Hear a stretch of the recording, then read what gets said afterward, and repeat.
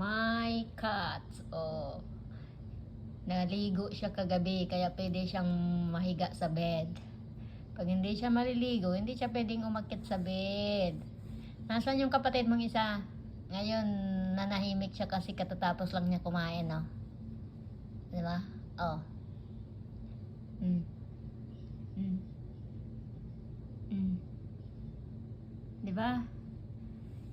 Yellow eyes. Asan yung kapatid mong isa?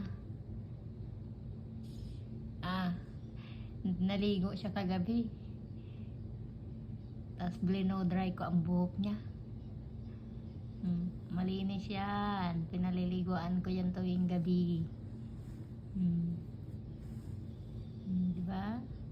Kaya pwede siyang matulog dito sa kama kasi naliligo siya. Pag hindi siya maligo, hindi siya pwede matulog sa kama. Ayan, tahimik siya katatapos lang niya kumain. Tumaba na siya. Bye-bye.